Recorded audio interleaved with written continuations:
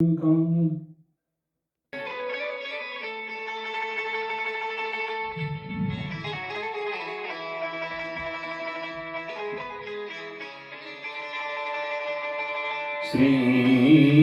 राम जय जय राम। गोपाल कृष्ण भगवान की जय।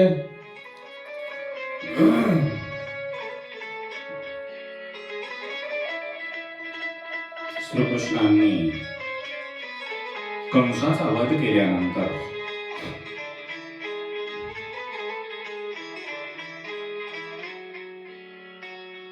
गोकुळामध्ये आणि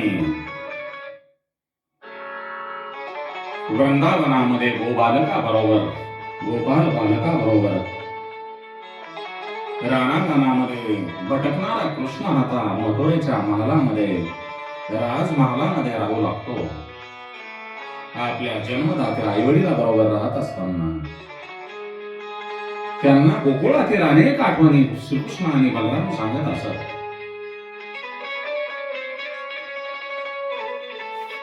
जीवनामध्ये किती दुःख येत असतात.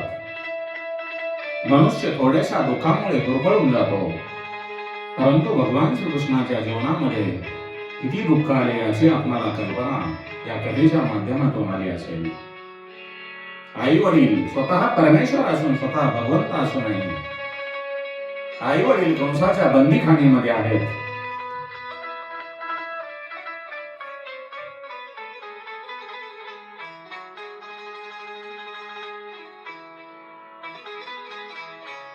ही कमी गोष्ट नाही.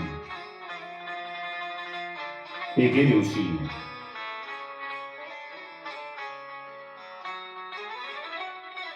श्रीकृष्ण हे आपल्या महालामध्ये बसलेले असताना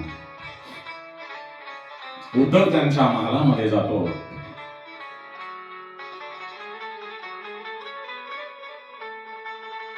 उद्धवाची चाहूल लागल्यानंतर श्रीकृष्ण हे आपल्या विचारामध्ये गर्क असलेले पाहून उद्धवाला आश्चर्य वाटते.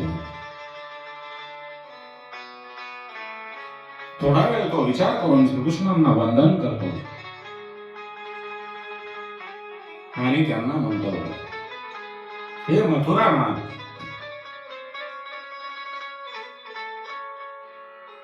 तुम्ही कोणत्या विचारामध्ये एवढे मग्न झालेले आहात? मथुरेच्या वैभवात काही उणीव तर नाही ना? तेव्हा श्रीकृष्ण उद्धवाला सांगतो,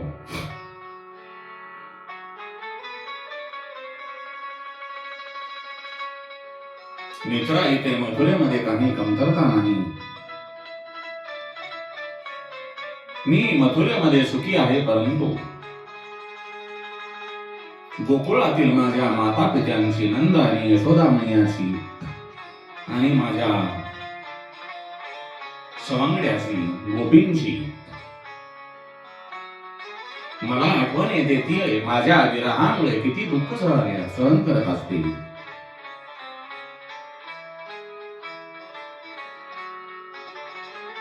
ते माझी मोठ्या अपेक्षेने वाट पाहत असतील.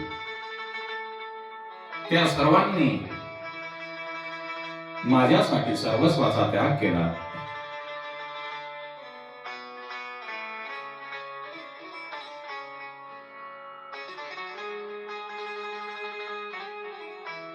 हे उद्धवा, ते सर्वजण माझी वाट पाहून व्याकुळ झाले असतील. मी देहाने कुठेही जरी असलो तरी आत्मरूपाने सर्व प्राणी मात्राच्या शरीरामध्ये आहे, तिथेही आहे. हे तू समजावून सांग. कारण उद्धवांना सुद्धा आपल्या ज्ञानाबद्दल अहंकार आपल्यामध्ये निर्माण झालेला होता आणि तो अहंकार श्रीकृष्णांना त्यांचा घालवायचा होता. उद्धव हा ज्ञानी असून सुद्धा त्याला भक्तीची साथ नव्हती. त्याच्यामध्ये अभिमान शिल्लक राहिलेला होता आणि ज्ञान प्राप्त झाल्यामुळे आणि त्यांच्या अंगी जर अभिमान आला तर ज्ञानी माणसाचे पतन होते. आणि ज्ञानाबरोबर जर भक्ती असेल तर मनुष्य नम्र होतो.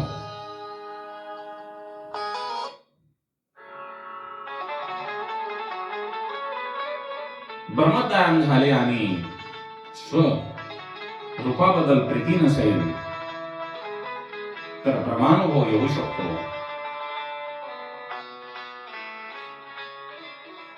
ज्ञानाला भक्तीची साथ नसेल,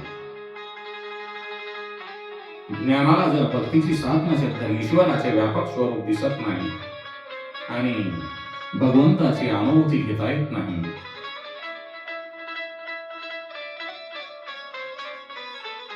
श्रीकृष्ण आपल्या भक्तासाठी, गोकुळातील आपले आईवडील नंद यशोदेसाठी, गोपीसाठी, राधेसाठी व्याकुळ झालेला पाहून उद्धवाला आश्चर्य वाटते. भक्त आपल्या दैवतासाठी व्याकुळ होतात, पण दैवत सुद्धा आपल्या भक्तासाठी व्याकुळ होते. हे पाहून उद्धव श्रीकृष्णाला विचारतो, मथुरेतलं वैभव तुम्हाला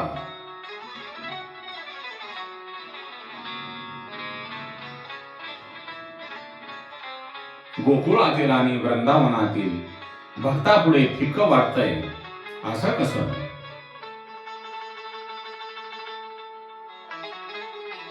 तुम्ही जर वृंदावनातील आणि गोकुळातील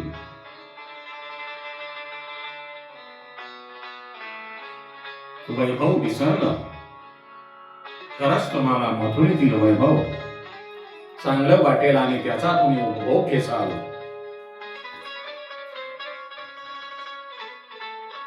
भाविकांना सांगण्याचे तात्पर्य असे आहे की भक्तीविना ज्ञान असेल तर त्याला वाचाळता असते आणि ज्ञानाबरोबर भक्ती असेल तर मौन असते. उद्धव ज्ञानी होता, पण त्याच्या ज्ञानाला भक्तीचा परिस्पर्श झाला नव्हता. श्रीकृष्णाला याची जाणीव झाल्यामुळे ते उद्धवाला सांगतो, हे उद्धवा, तू बुद्धिमान आहेस, तू वृंदावनामध्ये जा आणि तिथल्या माझ्या भक्तांना, माझ्या आई वडिलांना तू समजावून सांग की तुम्ही आता श्रीकृष्णांना विसरून जा. तुझ्या समजावण्यामुळे त्यांच्यामध्ये जर मत परिवर्तन झाले तर मी सुद्धा त्यांना विसरून जाईन. प्रातकाली उठून उद्धव मथुरेतून वृंदावनाकडे निघतो आणि संध्याकाळी तिथे पोहोचतो. तो तेथे पोहोचल्यानंतर नंद यशोदेचे घर कुठे आहे हे विचारतो.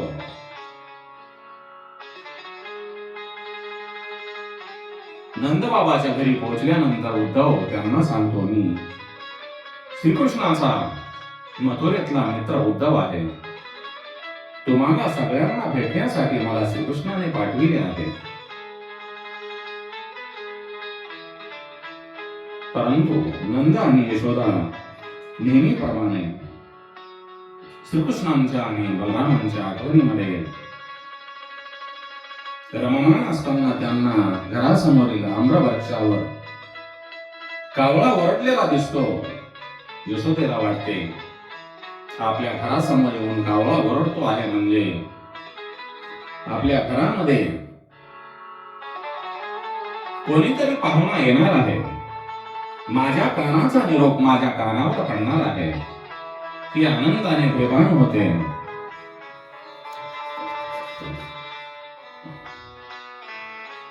आणि तेवढ्यामध्ये उद्धव हा नंदबाबाच्या घरासमोर येऊन उभा टाकतो. नंदबाबांना यशोदा मैयाकडे उद्धव आल्यानंतर त्यांचे यथोपचारे पूजन होते.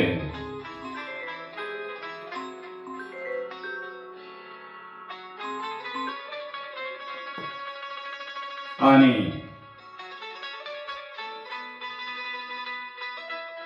दुसऱ्या दिवशी सकाळी जेव्हा गोपी यमुनेवर पाणी आणण्यासाठी निघाल्या तेव्हा नंदाच्या घरासमोर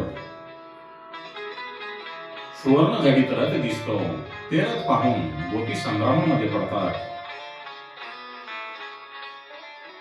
तेव्हा त्यांच्या नजरेसमोर गळ्यामध्ये वैजयंती माळ घातलेला उद्धव तेव्हा दिसतो. गोपी संभ्रमामध्ये पडतात. तेव्हा उद्धव गोपींना नमस्कार करतो आणि त्यांना सांगतो, मी श्रीकृष्णांचा दूत आणि सखा म्हणून इथे आलेलो आहे. मला नंद यशोदेचे कुशल विचार करण्यासाठी पाठवलेले आहे.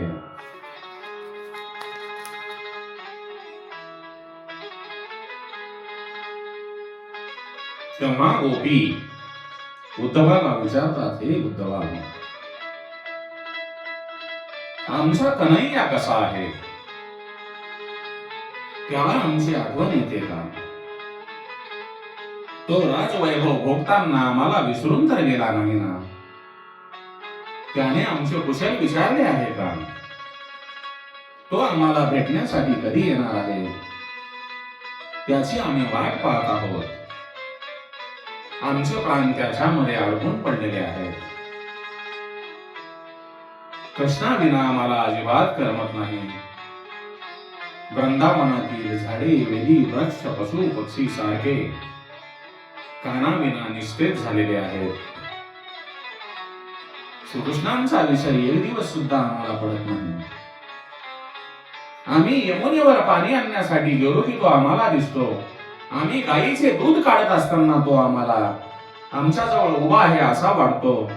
आम्ही दह्याचे लोणी काढत असताना सुद्धा तो आमच्या जवळ असतो. आम्ही स्वयंपाकाला बसलो की आम्हाला त्यांच्या बासरीचे स्वर ऐकू येतात. मग आमचे भान हरपले आहे आणि स्वयंपाक करणे तसेच राहून जाते. प्रत्येक गोपी उद्धवाला आपला एकेकीचा अनुभव सांगत होती.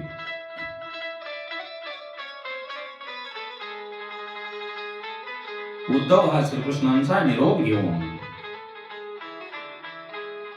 येथे आला आहे. तो श्रीकृष्णाचा दूत आहे. हे ऐकल्यानंतर एक गोपी म्हणजे, उद्धवा तू खोटं बोलत आहेस.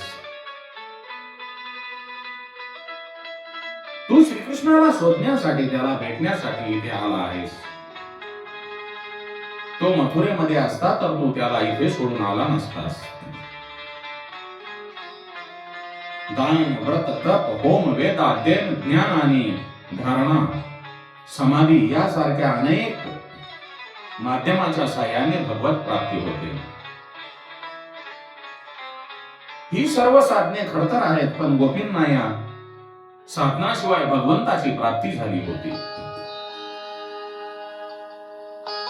केवळ भगवंताच्या प्रती असलेले प्रेम भक्तीचे लक्षण, त्या प्रेम भक्तीद्वारेच त्यांना हे फळ प्राप्त झाले होते. पण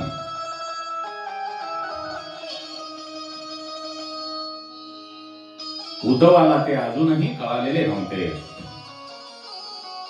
त्याला वाटत होते आपण या गोपींना व्यापक अशा निर्गुण ब्रह्मांचा उपदेश द्यावा आणि श्रीकृष्णांनी मला त्यासाठीच पाठवलेले आहे.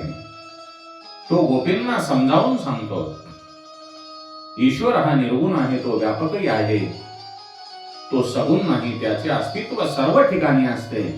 त्यावर गोपी हसतात. त्याला सांगतात, उद्धवा, आम्हाला ब्रह्म म्हणजे काय समजत नाही रे.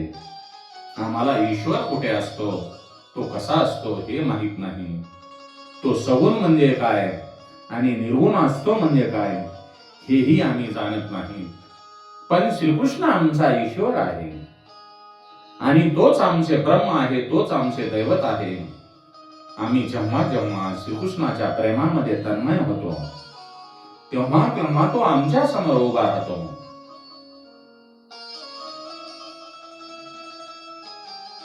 त्याचा जो सुगंध आहे, वैजयंती माळेचा सुगंध सर्वाकडे दरवळतो.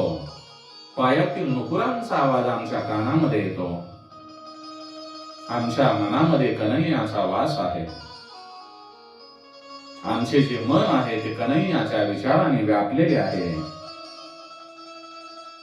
कारण ते मन आता आमच्या ताब्यात नाही. तोच मेघश्याम आमचा ईश्वर आहे.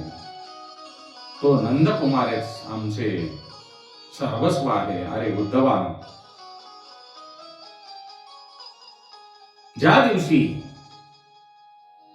गोवर्धन पर्वताची पूजा केली त्याच दिवशी आम्हाला त्या गिरधारीचे दर्शन झालेले आहे. गोपींचे कृष्ण प्रेम पाहून या गोपींना सर्वत्र श्रीकृष्ण दिसतो. त्यांचे मन श्रीकृष्णांनीच व्यापलेले आहे आणि त्यांचे सारे व्यवहार श्रीकृष्णांच्या संदर्भाशिवाय पूर्ण होत नाहीत. यांचा अर्थ ईश्वर सर्वव्यापी आहे. हाच अनुभव त्यांनी सर्वांनी घेतलेला आहे आणि या परमपदाला पावलेल्या गोपी आहेत. या कृष्णापासून लांब आहेत असे कोण म्हणेल, याचे मी ज्ञान दृष्टीने सांत्वन कसे करणार. ब्रह्म व्यापक आहे. मला माझी बुद्धी सांगत होती, पण ते पटले नव्हते आणि मी त्याचा कधी अनुभवही घेतला नव्हता. जे साक्षात तत्वज्ञान आहे ते तत्वज्ञान या गोपी स्वतः जाणत असून मग त्या सर्व गोपी मिळून उद्धवाला राधेकडे घेऊन जातात.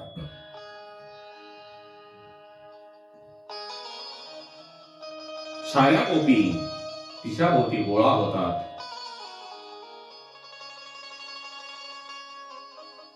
तर राधेचे सात्विक व्यक्तिमत्व पाहून उद्धव राधेला नमस्कार करतो. श्याम सुंदराच्या वियोगामुळे तिचे शरीर काट्याप्रमाणे सुकले होते, मन व्याकुळ झाले होते. उदास अवस्थेमध्ये राधा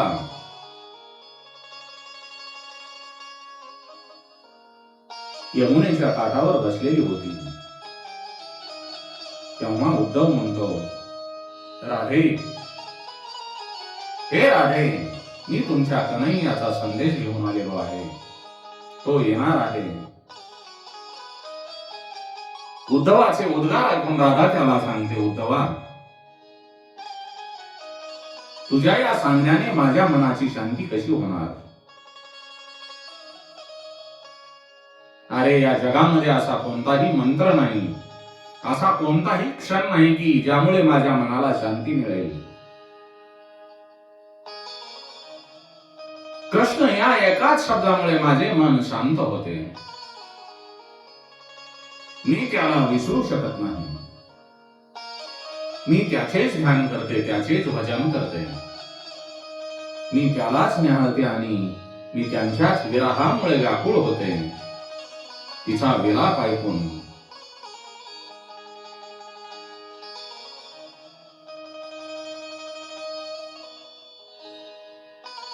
लता वेदीही थरथरतात आणि पक्षी शांत होतात. त्यांच्या डोळ्यातून आनंदाश्रू वाहू लागतात. राधेची ती भावविभोर अवस्था पाहून उद्धवाच्या डोळ्यातून सुद्धा अश्रू येते. काय प्रेम असेल. सुखदेव राजा परीक्षितांना अगदी तल्लीन होऊन राधेची भावविभोर अवस्था वर्णन करून सांगत होते. ते पुढे सांगतात,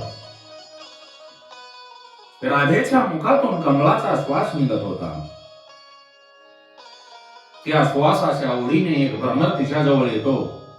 तेव्हा राधा त्या भ्रमराला सांगते, म्हणते, हे भ्रमरा, तू कपटी आहेस. तू मला आता त्रास देऊ नकोस. राधा भ्रमराच्या माध्यमातून श्रीकृष्णावर दोषारोप करते. त्यावेळी उद्धव राधेला समजावतो, हे राधे, श्रीकृष्णाला कपटी म्हणू नकोस. तो तर दयेचा सागर आहे. तो तुला आणि गोपींना विसरला नाही. तो नंद यशोदेला विसरला नाही. त्यावर त्याला राधा सांगते, अरे उद्धवा, तू त्या कृष्णाला जाणत नाहीस रे. कृष्ण मोठ्या मोठ्या गोष्टी सांगून तुला फसवतो. तुला अजून त्याच्या स्वरूपाचे ज्ञान झाले नाही. तुला त्याने त्याचे खरे स्वरूप दाखवले नाही. त्याचे जर खरे स्वरूप पाहिले असतेस तर तू इथे आलाच नसतास. कृष्ण काय आहे हे फक्त आम्हीच जाणतो. उद्धवा, तुझ्याकडे असलेले जे ज्ञान आहे ते वृंदावनामध्ये उपयोगाचे नाही. कारण वृंदावन ही प्रेमभूमी आहे. हे माझ्या कृष्णाचे, माझ्या प्रियतमाचे स्थान आहे. इथे ज्ञान आणि योग याची चर्चा करून चालणार नाही. आमच्या काही ज्ञान म्हणजे कृष्ण योग, आमचे ध्यान म्हणजे कृष्णच आहे. उद्धव परत एकदा राधेला समजावण्याचा प्रयत्न करतो. तो तिला सांगतोय, राधे, श्रीकृष्णांनी मला इथे पाठवले आहे. त्यांनी मला सांगितले आहे की तू वृंदावनातील माझ्या आईवडिलांना, गोपींना आणि राधेंना सांग, मी इथे मथुरेत आहे. मी तुमचे प्रेम विसरलो आहे आणि लवकरच तुमच्याकडे येणार आहे. उद्धवाचे बोलणे ऐकून राधा स्मित हास्य करते. ती म्हणते, उद्धवा, अरे तू ज्ञानी आहेस यावर माझा विश्वासच बसत नाही. माझा मुरलीधर, माझा मनमोहन सर्वव्यापी आहे. तो या समोरच्या कदंब वृक्षात आहे. तो त्या बल्लरीमध्ये आहे. तो त्या गायीमध्ये आहे. तो त्या यमुनेच्या पाण्यामध्ये आहे. तो त्याच्या सवंगड्यासोबत खेळतो आहे. तो त्याच्या आईवडिलाबरोबर आहे. तो मथुरेत आहे तसा तो वृंदावनामध्येही आहे. अरे तो माझ्या हृदयात आहे तसा तो या गोपींच्या हृदयामध्ये सुद्धा आहे. तो तुझ्याही हृदयात आहे, पण तो तुला अजून दिसलाच नाही. तो त्यांच्या प्रत्येक भक्तांच्या रोमारोमामध्ये भरला आहे. जेव्हा जेव्हा त्यांची आठवण येते तेव्हा तेव्हा तो प्रकट होतो. उद्धवा, असा तो कपटी आहे. तो कधी दिसतो तर कधी दिसत नाही. अरे आमची आणि त्यांची जन्मोजन्मची ओळख आहे. तो कसा आहे हे आम्ही चांगले जाणतो. उद्धवा, माझ्या सखाने आम्हाला भेटण्यासाठी तुला पाठवले आहे, म्हणून आम्ही तुला प्रणाम करतो. पण नगरातील स्वागताप्रमाणे या गावात आम्ही तुझे स्वागत करणार आणि तर खेडवळ आहोत.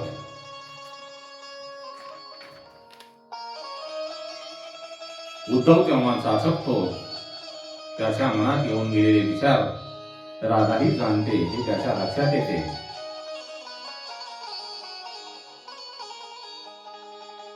एवढे राधेने बोलल्यानंतर उद्धवाचा अभिमान गळून पडला आणि तो राधेसमोर नतमस्तक होतो. राधा त्याला म्हणते, उद्धवा, तुला आमच्या प्राण सख्याने पाठवले आहे, त्यामुळे तुझे स्वागत करणे हे आमचे परम कर्तव्य आहे. बोल, तुझ्यासाठी काय करू? उद्धव राधेला सद्गतीत होऊन म्हणतो, राधे, मला दान दे, मला भक्तीचे दान दे,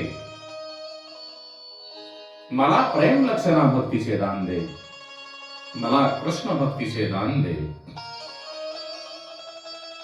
राधा ही श्रीकृष्णांची बासरी वाजवते. बासरीतून बोल उमटतात. श्री कृष्ण गोविंद हरे मुरारे, श्री कृष्ण गोविंद हरे मुरारे. राधे गोविंद, राधे गोविंद. साऱ्या गोपी कृष्ण कीर्तनामध्ये तन्मय होतात. त्यांच्या बरोबर उद्धवही कृष्ण कीर्तनामध्ये तल्लीन होतो. राधेच्या बासरीचे स्वर्गीय स्वर ऐकून कृष्ण त्या संकीर्तनामध्ये प्रकट होतो. मथुरेचा तो राज्य, मथुरेचा तो राजा वृंदावनातील गोपी समवेत आणि राधे समवेत कीर्तन करू लागतो. उद्धव राधा कृष्णाला डोळे भरून पाहतो. मी कोण आहे, मी काय करतो आहे, याचेही भान उद्धवाला राहत नाही.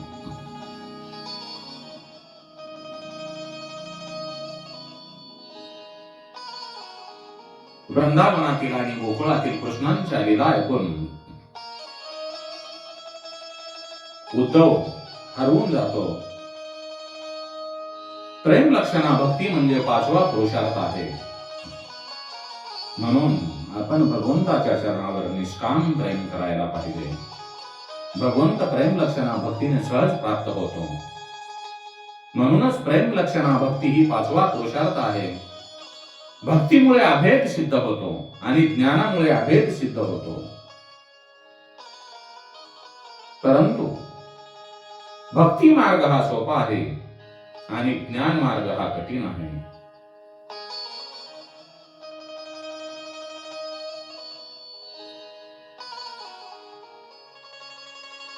प्रेम भक्ती विना ज्ञानांचा काही उपयोग नाही, याचे भान उद्धवाला येते आणि ज्ञानापेक्षा प्रेम श्रेष्ठ आहे याची त्याला खात्री पडते. उद्धव वृंदावनात आला आणि तो गुरु होण्यासाठी, उद्धव वृंदावनामध्ये आला तो गुरु होण्यासाठी, पण तो शिष्य झाला प्रेम लक्षणा भक्तीचे दान प्राप्त करून घेण्यासाठी. उद्धवाच्या लक्षात येते की खरतर तपश्चर्या करणाऱ्या योग्यांनाही जे प्राप्त होत नाही ते गोपींना विनासायास प्राप्त झालेले आहे. ते केवळ त्या प्रेम लक्षणा भक्तीमुळेच. त्याला वाटते या वृंदावनात मला मनुष्य जन्म मिळाला नाही तरी चालेल, पण निदान वृक्ष वेलीचा जन्म जरी प्राप्त झाला तरी मी कृतार्थ होईल. कृष्ण विरहात जीवाचे वर्तन कसे असावे हे गोपींनी जगांना दाखवून दिले आणि त्याचा प्रत्यय उद्धवाने घेतला.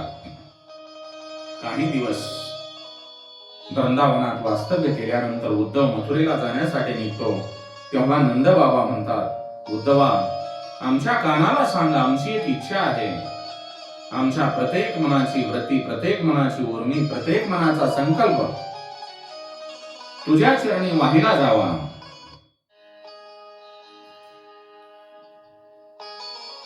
आम्हाला मोक्ष नको. आमच्या कर्मानुसार ज्या योनीमध्ये आम्हाला जन्म प्राप्त होईल त्या योनीमध्ये आमच्याकडून शुभ आचरण घडावे आणि त्याच्या फलस्वरूपात आमची श्रीकृष्णावरची भक्ती आणि प्रीती दृढ होवे. एवढाच नमस्कार आमचा श्रीकृष्णांचा कानावर घाला. उद्धवाला निरोप देताना नंद बाबा सदगदित होतात. त्यांच्या डोळ्यातून आनंदाश्रू वाहू लागतात. ते पुढे सांगतात, उद्धवा, आता संसारामध्ये माझे मन भ्रमत नाही. माझी वाणी आता हरिनामाचा जप करो.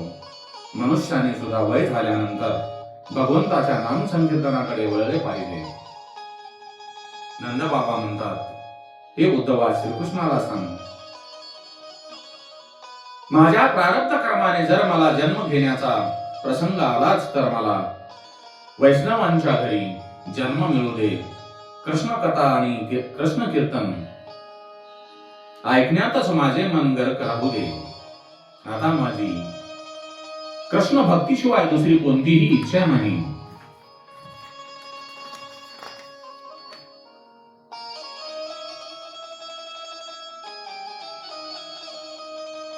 असे म्हणून नंद बाबा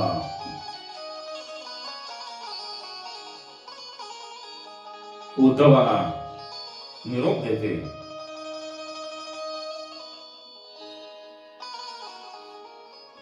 त्यानंतर